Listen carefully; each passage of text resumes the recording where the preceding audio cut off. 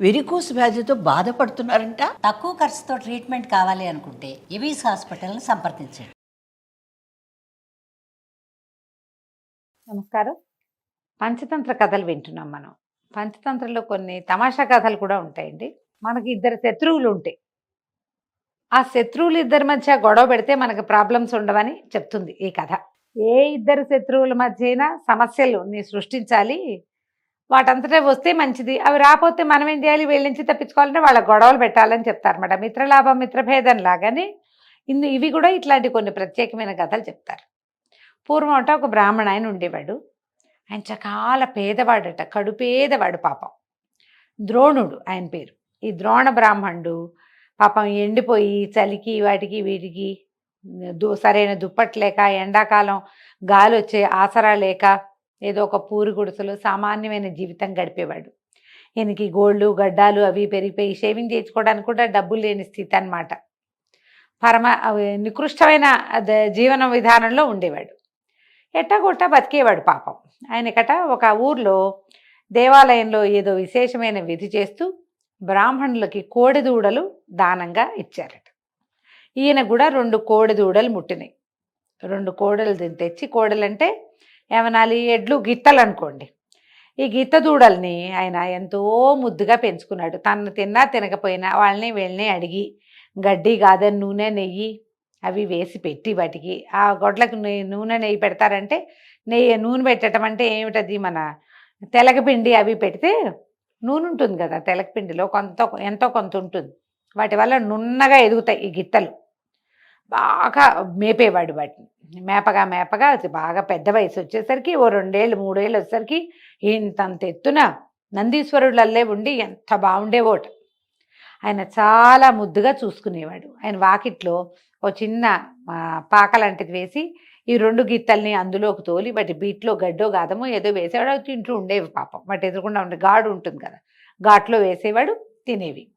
అయితే ఏమైందట, ఆ చుట్టుపక్కల ప్రాంతాల్లో ఒక దొంగ ఉండేవాడు. వాడు క్రూరకర్ముడు, వాడి పేరు. ఈ క్రూరకర్ముడు అసలు ఎంత దొంగోవాడు. ఎవరి దగ్గరైనా నున్నటి గొడ్డు గోదా ఉన్నాయంటే వాటిని లాగేదాకా వాడికి తోచేది కాదు. వాడు ఒకనాడు ఈ 2 గిత్తల్ని చూశాడు. అబ్బాబ్బా ఎంత బాగున్నాయి, వీటిని కొట్టేయాలి ఎలాగైనా, ఇవి ఎవరివి అని ఎంక్వైరీ చేశాడు. ఇవి ఒక పేద బ్రాహ్మణుడివి, ఆ ద్రోణుడివి. ఆయనకు చిన్న ఇల్లు వాకిలి ఉన్నాయి. ఆ వాకిట్లో ఒక పాకుంది, 2 నిట్టాళ్ళ పాక. ఆ పాకలో ఈ 2 గిత్తలు ఉంటాయి. ఇవి తెలుసుకున్నాడు. సరే ఏమనుకున్నాడు, ఒకనాటి రాత్రి అర్ధరాత్రి వచ్చి ఈ 2 గిత్తల్ని అపహరిద్దామని బయలుదేరాడు. ఇతను వెళ్తూ ఉంటే వాళ్ళ ఇంటికి దగ్గరలోకి వెళ్ళేసరికల్లా ఈయనకి పెద్ద భయంకరమైన ఆకారము, జిర్ర జుట్టు, బాగా చిర్రగా ఉన్న జుట్టు, కూరలు, మెడిగుడ్లు, పళ్ళన్నీ ఏమిటో విచిత్రంగా ఉండే వంకర టింకర్వి. ఓ పక్కన కొంత గూని కొంత వంకర నడక, కానీ మహాకాయుడుగా ఉండి పరమ భీకరాకారంగా ఉన్నవాడు ఒకడు కనపడ్డాడు. ఈ దొంగవాడు ఆశ్చర్యపడి, క్రూరకర్ముడు ఎవరు మీరు, ఏమిటండి అని అడిగాడు. అడిగితే ఆయన ఏమన్నాడు, నేను ఒక బ్రహ్మరాక్షసుణ్ణి, ప్రాణాధారం, ప్రాణాలే, మనుషుల ప్రాణాలే కావాలి నాకు.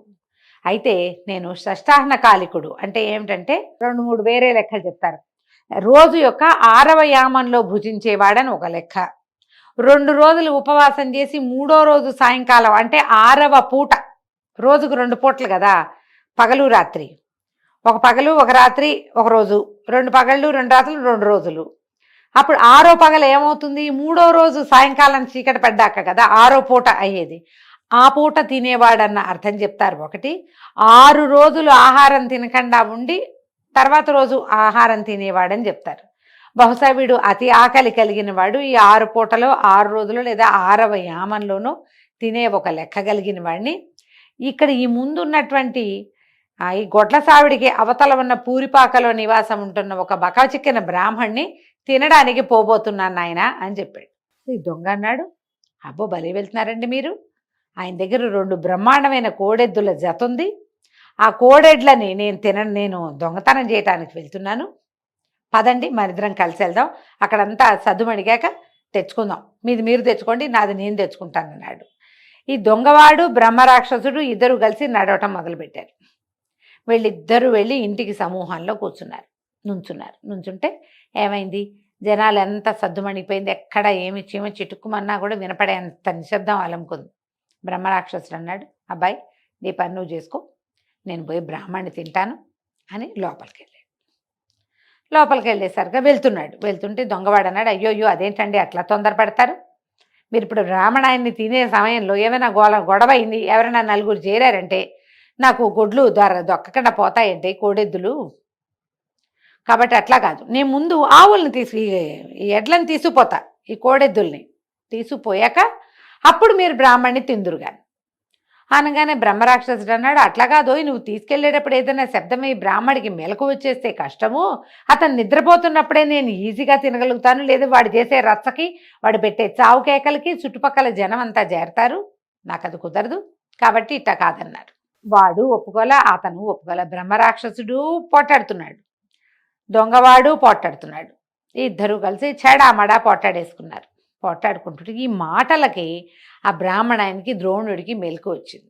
ఈ ఘాట్లో ఇక్కడ లోపల ఉన్నాయి కదా మన పాకలో ఉన్నటువంటి ఎడ్లకు కూడా మనిషి పొలకువా ఏదో వేరే తెలిసి అవి కూడా బుసకొట్టడం మొదలుపెట్టినాయి, ఎవరో వస్తున్నారు తమ దగ్గరికి అని. వీటి ఎడ్ల బుసలకి ఈ వినపడుతున్న గలభాకి బ్రాహ్మణాయన లేచి బయటకు వచ్చి ఎవరు అనగానే దొంగ అన్నాడు, ఓ బాపనాయన, ఈయనెవడో బ్రహ్మరాక్షసుడు, నేను తినడానికి ఇక్కడ నుంచున్నాడు, వీడి కూరలు మిడిగుడ్లు చూసుకో అన్నాడు. అనగానే బ్రహ్మరాక్షసుడు, నేనేనా తక్కువ తిన్నదని, ఓ బ్రాహ్మడా నీకు తెలుసో లేదో, వీడొక దొంగ, వీడి పేరు క్రూరకర్ముడు, వీడు నీ రెండెడ్లని ఎత్తుపోవడానికి వచ్చాడో అని కేక పెట్టేసరికల్లా వెంటనే ఆయనకు అర్థమైపోయింది, బ్రాహ్మడు పాపం బక్కచిక్కి ఉన్నాడు కానీ ఆయన మంచి మంత్రం అది గాయత్రి అనుష్ఠానం ఉంది. ఆయన వెంటనే తన ఇష్టదైవమైన నరసింహస్వామిని తలుచుకుని స్తోత్రం చేస్తూ ఆ పక్కన ఘాట్లో ఉన్నటువంటి ఓ ఇంత లాఠీకరణ ఒక దాన్ని పుచ్చుకుని పరిగెత్తుకుంటూ వచ్చాడు. ఈ స్తోత్రం హడావిడికి బ్రహ్మరాక్షసుడు అయ్యో బాబో ఒళ్ళంతా మండిపోతుందో అని పరిగెత్తాడు. బ్రాహ్మణ పరిగెత్తుకొచ్చి చేతిలో ఇంత లాఠీకర్ర పెట్టాడు, పట్టుకున్నాడుగా, చితకుడేశాడు దొంగని. స్తోత్రంతో బ్రహ్మరాక్షసుని పంపేశాడు, లాఠీకర్రతోటి దొంగవాడిని పంపేశాడు. ఇద్దరిని సాధ్యమైనంత ఎక్కువగా బాధించి మళ్ళీ తన జోలికి రాకుండా చేసేసాడు. ఇవి పెడుతున్న అరుపులు కేకలు ఈ దెబ్బలు కుయ్యోమర్రో మోతలకి చుట్టుపక్కల 10 మంది చేరారు. ఎప్పుడైతే బ్రాహ్మడు నృసింహకరావలంబ స్తోత్రం చదువుతున్నాడో చుట్టుపక్కల 5-6 చదవటం మొదలుపెట్టారు. ఎందుకంటే ఈ బ్రహ్మరాక్షసుడు ఇక్కడ ఉన్నాడు అనుకో, ఈ ప్రాంతానికి వచ్చే అలవాటు ఉంటే ఇవాళ కాకపోతే రేపొద్దున మనలో ఎవరి కోసమైనా వస్తాడు, వాడిని రానివ్వకుండా చేయాలంటే ఇది ఒక దిగ్బంధనం చేసేయాలని. ఇంకా కొంతమంది తలా ఒక కర్ర తీసుకుని దొంగని చావచీత కొట్టి వదిలిపెట్టారు. వాడు ఇంకా ప్రాంతానికి రావడానికి భయపడేటట్టుగా అయిపోయి కాళ్ళు వీళ్ళు ఈడ్చుకుంటూ ఎట్లాగొట్లా దేవుడా రావడా అని పరిగెట్టుకుంటూ వెళ్ళిపోయాడు. ఇప్పుడు చూడండి, బ్రాహ్మణ్ణి తినడానికి వచ్చిన రాక్షసుడు ఎడ్లను ఎత్తుకుపోవడానికి కాడెద్దుల్ని ఎత్తుకుపోవడం కోసం వచ్చిన దొంగవాడు, వాళ్ళిద్దరూ మొదట స్నేహంగానే ఉన్నారు, తర్వాత వాళ్ళిద్దరూ ఒకళ్ళకొకళ్ళ శత్రువులు అయ్యారు. వాళ్ళిద్దరూ కొట్టుకోవటం వల్ల బ్రాహ్మడికి ఆయన ఎడ్లకి కూడా ప్రమాదం తప్పింది. ఎప్పుడు కూడా మనకిద్దరు ఎనిమీస్ ఉంటే వాళ్ళిద్దరికీ ఏదో ఒక గొడవ తెప్పిస్తే మనకి ప్రాబ్లమ్స్ ఉండవు.